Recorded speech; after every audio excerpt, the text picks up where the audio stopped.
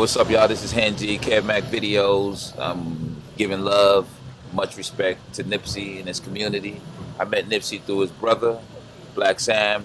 He was introduced to me by my man LP, which I raised in this hip-hop industry. They were slanging the DVDs, and he was telling me way early about his brother Nipsey was about to be the next one up. So, all due respect, I seen his drive. I was personally introduced to him by Steve Lobel.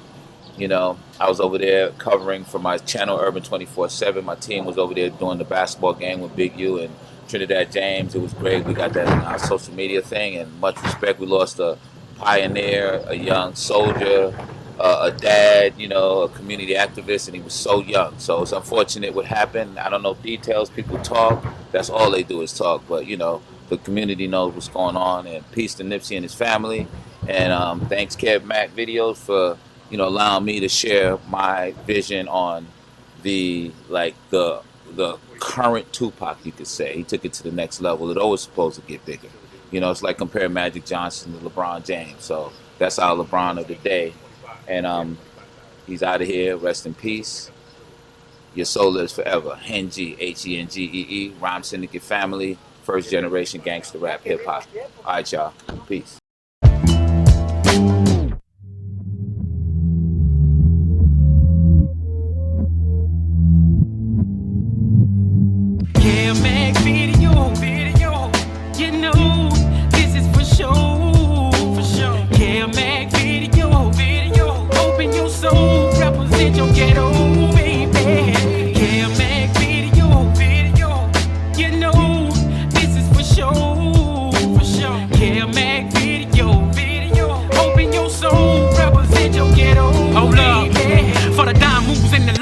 For the 6-4s on spokes, for the OGs that did a dime, came back around on parole. For the homegirls with the scrap game, little homies that gang bang, from Pelican Bay to YA, rearrange your mind frame. Yeah, I know what you've been through, shit you had to go tend to. Your mama gave birth on the turf. I was the founder.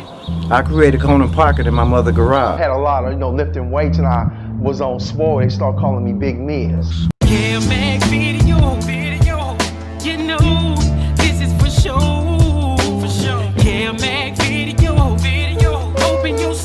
This is only the beginning. Nipsey's legacy was humongous because everybody, my mom speaks Spanish. We're from Honduras, Central America, looking at the news. I'm telling them about Nipsey before that happened, because I seen the growth of Nipsey. Then all of a sudden this happens. I have white friends I told them about it. They said, Henry told me about this guy. And then when he was gone, then you see the energy within the world. This is not only in the urban communities, this is within the world. You know what I'm saying? So it's unfortunate, and they always blame us as, black people to get rid of our own in such a violent way. It just doesn't make no sense. And today's generation, I mean, it's just so different than where we came from. They have social media and they play with it a lot, So, and Nipsey, I mean, it's so sad. You guys seen the rise when he died, like the support from sports people. I mean, the biggest in sports, the biggest in TV. I was watching the what's the name of that, the TV show with the 4 ladies? I forgot the name of it on TV. The Talk or View. One of the ladies was crying, saying that it was sad that she was supposed to meet him a few weeks ago. And she was sad that she didn't meet him. So everybody is mourning and crying for the situation, and a lot of people didn't even personally meet him, but they see how he was accepted within his community. You know what I'm saying? Dude did a lot, and it came from the heart. Where'd you meet young Kev at? Little Kev? Little Kev, I met Cuz in the hood on 6-0. When I've been doing it before when we was young, but when Cuz went to the pen, Cuz came back, and the nigga met, Cuz went to the studio, seen the music we was doing and all that. What year you came home from prison? That was 03. Nigga, he took me shopping, nigga. But the people on the camera don't know. Alright, so yeah, 03. Alright, so when you came home, that's when you met Nip. But you went back after that though, didn't you? Yeah, I probably went back a couple times after that. I did like a 32 with half or some shit. I've been back a few times since then.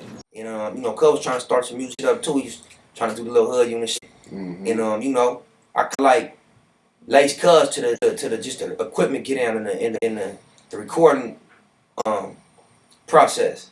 As far as how to do the Pro Tools shit, you know what I'm saying? The song, how to do the song structures and all that, you feel me? So, you know, Cuz just took flight with that shit. And, you know, he started the hood unit shit and got that going, and, you know, that was a whole different move. So the last time you came home, what was Nip's position in the music industry? When I came home, he was on a tour with the gang. When I came home, we did a show with the game at UCLA, and he was just like really just getting cracking. You know, we was using the homies. The homie had his own bus. You know what I mean? So the homies was busting it, and they was getting their first little shows in. You know, Draws and them was involved in it.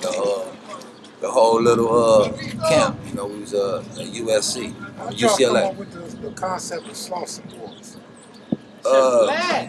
Well, like I said, we was on Slauson. We grinded on Slauson. So, you know, we grinded on Slauson. And, you know, in history, you know, back in the day, you had Slauson boys and businessmen and all that type of stuff. So, basically, with the Slauson boys, we grinded on Slauson. This was us, you know. We grinded on Slauson. That Slauson been mine all our life. Back when we was riding on buses, the Slauson clan, we was always Slauson way before anything. You know what I mean? Even before the rap thing, we always, Slauson was us. You know what I mean? Crenshaw went through everybody's hood, but Slauson, we always were known for Slauson for sure. What all neighborhood studios was you hitting around this motherfucker? Man, I was going everywhere, homie. I was fucking with Dex had some on 58, Bearclaw had some shit on Rampart. I go to Cuz shit. I go on the east side. My nigga had some shit on 106 in Wilmington over there. I go to Hollywood on Sunset and Gower. I mean, wherever I had access, I was in there. You feel me? All day.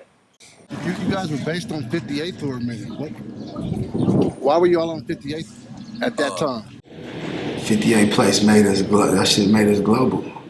That was Butter Vision. Dexter Brown had Butter Vision over there. He was a photographer named Dexter Brown. So Dexter Brown was over in the hood, and he basically put us up on photography, put us up on the Macintosh computers and shit like that.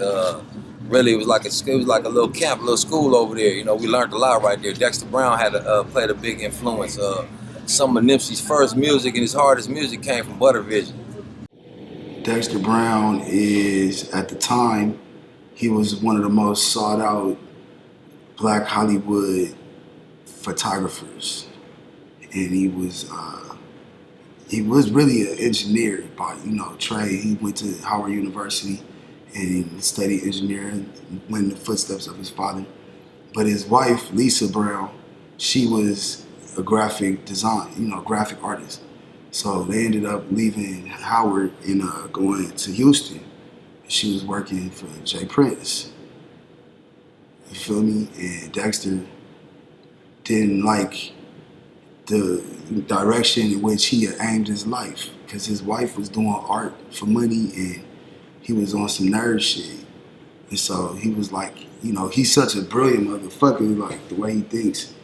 He was like, man, I can pick up a Herb Ritz book and just see, you know, re-engineer. That's the way Dexter taught me, like basically how to re-engineer shit. Like you listen to it, dissect it, and then you put it back together. And that's how you get into something. If you want to like get in the field, you don't know what the principles or the rules are. You look at the end result and then try to draw it back. When I came home from prison, they were using old dinosaur computers, and I got that G4, which was like, I think it was like $1,800 at the time. Got the G4. My dad bought me the inbox for like $500, $600. We got that, and we started mastering that Pro Tools, and once we learned how to push them buttons, like I would be in the studio with rappers, and when the engineers leave, they couldn't rap no more. So when the engineers leave on us, we could push our own buttons. So Nipsey was fluent on that computer. Couldn't nobody tell us that we couldn't rap, because we knew how to push the buttons ourselves. It was a nigga named Casey. He lives on 60th at the time too. And I think his mom taught at 54th Street. And by the way, at this time, my mom was the principal of 54th Street School. And she keep complaining about a nigga across the street that she want to call the police on. And then one day, she's outside with her boyfriend, during her break, and I'm in this nigga house. And I walk outside, and my mama sees me, and she goes, "What are you doing?" Big Kev Mac, he had the house across the Street food. How long was your mom the principal at 54th Street?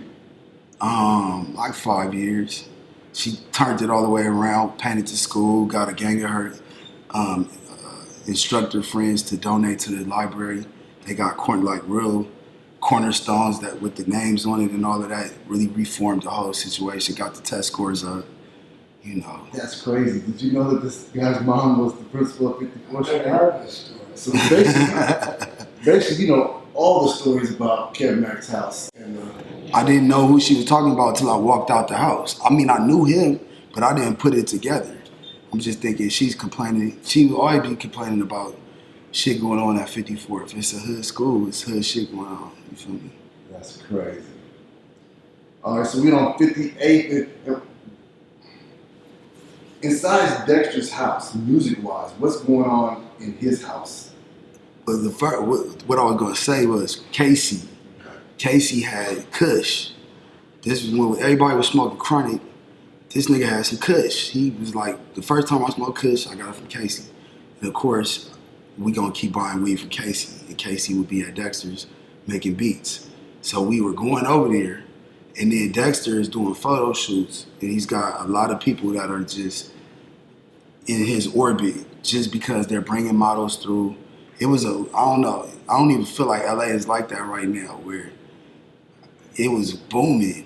Like, it was talent just bubbling on every level, you feel me? And Dexter had models laid out in the middle of 58th, you know what I'm saying, in bikinis. The homies would be down the street. That shit was like some movie shit. Niggas would never believe how much of a movie it was unless they was there, because it would literally be 100 motherfuckers on the block and all on different shit. 20 homies, you feel me? 10 models. You got, you feel me, just musicians, niggas coming over just to go make beats in the back. Niggas coming up to get the Kush from Casey. Gooch was right there, you know what I'm saying, doing his thing. So it was a lot of energy. And Dexter, he came to Renpaw's house one night and filmed us, and we had a gang of niggas from Watts in Renpaw's house on the school night. His brother and sister in the living room trying to do homework, and we got 5 niggas from Grape Street, and you feel me, in his room, and we playing beats loud, and Dexter was like, hey, y'all are tripping. Like, I got a whole back house just for this, and nobody's back there. Come over here. And so, you know, of course, the nigga didn't want to leave Renpaw's, but I was older at the time, and it just made sense to me, because, like, Renpaw's mom was like, that's like my mom. His brother and sister like my brother and sister. And my mom she wouldn't go for that. So I was like, maybe we should shake and go to Dexter's. It just seemed like the better idea. And we also met Cuzzy and Gooch simultaneously. It was like all like within a matter of a week or two. And once I met Cuzzy, I'm like, I love Cuzzy from off the jump. Just like his character, his demeanor and shit. And he was depressed. He wanted to do a song, and I'm like, nigga, I'll do a song a night. Let's go. Let's do a song. And I brought my shit over. We did a song that night. We did like 3 songs that night. Did Nipsey ever look up to Cuzzy? Hell yeah. Man, Cuzzy is the archetype.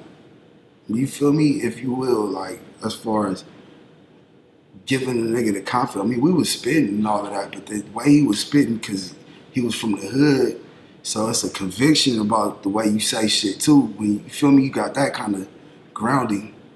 And of course, niggas looked up to Cuzzy. Cuzzy was the shit. Cuzzy was the shit. He was more than It was like, the names you hear would be E-Rule, King Lou, Cuzzy. But them niggas had songs and Cuzzy did it. Yeah. What these niggas gonna do when I'm gone, cuz? Probably ain't gonna be able to see a nigga with nothing. And on the hood, nigga tired of most of this shit. King Lizardy, nigga. Cuz, we let these niggas know something. Nigga ain't playing in here. Hey. Y'all wouldn't even miss a G. If I was off the street, I'd kick it where the 60s be. Give me a swish of sweet hoes like, isn't he?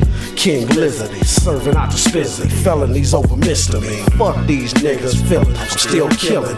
Neighborhood rolling on mine and drug dealing. Always down to hit licks to get millions while these niggas sleeping chillin'. I got paper to the ceiling, ready and willing for money, set tripping, profit flipping. On all the days I was giving, big gripping, and I deserve the cheese, cause I be military grinding like the rest of my G's. What you gon' do when the homies come through when you out the game? Out the game. Cause my crew got big heaters when we jumping up out the rain. Out the rain. If y'all niggas don't know right now, things are about to change. Once I got with Cuzzy, he started having songs. What was you like doing a claustrophobic studio? I was at 58th. You didn't fuck with Bear. It was a little bit more cutthroat, you feel me? And I just wasn't, I don't know. It wasn't that I wasn't fucking with Bear Claw. It was more so. I'm just saying on the project, you didn't do no engineering or nothing? Nah, he had Robin Hood over there. They had their own self-contained situation, and we had our own self-contained situation. And then Nipsey and Cuzzy one night went over there, and they did that Smoking the La La La, and then, you know, the rest is history. So was it like two different camps, 58 crew and then claustrophobic before Nipsey and Cuzzy went over there? Not for the sake of division, but yes. It wasn't a conscious division. It was more like we discovered them like they discovered us, and they was mid-swing and we was in mid-swing. And it was like, damn, it's a studio right here. Like, that was a trip to a nigga, you feel me? And so we just got acclimated with them from there. It wasn't like we had division, you feel what I'm saying? But yeah, it was two separate, fully functional entities. Well, see, at the time with the music game, the music labels wasn't trying to hear a Rollin 60 rapper talk about, you know, the gangbanging stuff. But yet, you could be from Compton and you could talk all about gangbanging and where you from in Compton, but they didn't want to hear it from, you know, a rapper talking about he from Rollin 60s. And so that was kind of like a red flag you looking at as like, well, how are we going to present this to these labels? You know what I'm saying? And so it was kind of like it was a fear thing that they had of, you know, Rollin 60s at the time. You know what I'm saying? Your video on YouTube, first video, right? Not the first one, but one of the first few that I filmed. Yeah. What made you do that one right there, putting the hood on the map like? I mean, shit, you know, that was really just freestyle that I did in the studio one day after I recorded a song for my album. Like our program was, we'd do a song for the album and then a song for the mixtape every day. You know what I'm saying? One for the album, one for the mixtape. So I had just, you know what I'm saying, finished working on one for the project. Nigga knocked that down. You know, everybody in the studio was just on it, like, yeah, that shit bang, my nigga, you put that out. I'm like, it's cool, like, you know. I mean, I do hood music, but I like to do songs that's universal, that everybody can relate to, you feel me? But everybody was on that, like, man, you need to put that out, my nigga, that you know what I'm saying, something about that. Motherfuckers gonna like that. The industry just wasn't ready to hear no 60 on wax. Nah, they wasn't ready to hear that, you know. And that was like and it's crazy because it's like, well, why was that a thing at the time? You know what I'm saying? Why was that a thing that you from 60s and you rapping about this, but you can be from Compton and you be rapping about the same thing, but, you know, being from 60s, it was like, nah, man, we can't take this to these labels, you know? They ain't trying to hear that, you know what I'm saying? Right, but you were saying that the industry was scared of 60s. They were scared of 60s, you know what I'm saying? And do you know why? I just think the reputation that was in the news. That's in the news, yeah. And you know, they didn't want it. It was kind of like a plague as far as, you know, you hearing that in music, you know. But like I said, you could be from Compton. You talk about all the Compton stuff, and you know they promoted it. And I think part of that is because of NWA. You know what I'm saying? NWA kind of made you know, you being from Compton talking about that stuff, it made it okay. You know what I'm saying? But they wasn't trying to hear no LA rapper, especially from Rollin 60s, gang banging on, you know, in his lyrics, you know. What about CJ Mack? Well, he hid it. He didn't really. Well, he did hide it in a lot of the phrases and a lot of the words he said, and he kind of disguised his gang banging, you know, mentality. But Nipsey went full fledged, And the thing about Nip though, that's what he rapped about though. You know what I'm saying? When he got on and he got famous, he rapped about the same. That's who got him on. That's what got him on. So, you know, that's kind of like he pushed his own way and made his own line with that. Yeah. Has any industry niggas or executive got at you like, tone it down a bit, we need to be able to cross over and all that type of shit? Yeah. But at the end of the day, I don't make music for the execs. You feel me? Right. I make music for what we do in the streets for my niggas. Like, you know, when I was out here, I wasn't trying to hear no nigga tone down on this record. I wanted to hear shit that was talking about what we was doing every day. You know what I mean? Like some shit I could pop in my shit and just live to. So that's the same type of music I'm gonna make. I make crossover records though, and the formula to my music is gonna be, you know what I'm saying, universal, and it's gonna be big records. But I'm not gonna water down my content though. So 58 and Claustrophobic Studios is basically the driving force of the music in the 60s. That wasn't it. We had Rich Rollin Records, Scatterbrain. He was doing his shit. And I don't even want to limit it to that because I'm sure, you know, it's a big hood. It was somebody else doing something. But as far as that, we was all kind of like orbiting around each other. Rich Rollin Records, Butter Vision, and Claustrophobic. Tell us who Butter Vision is. That was Dexter Brown's. That's Dexter Brown's entity. None of us really liked the name Butter Vision for our rap shit, but because he had all these bitches, he felt like that was, you know, that was a brand, the name for his brand more so, you know. I seen a project with just you and Cousin with the palm trees on it. What project was that? It's that's what do we call that one? Oh, that wasn't the Paunchy Music. Paunchy Music. Was that the first actual CD you guys pressed?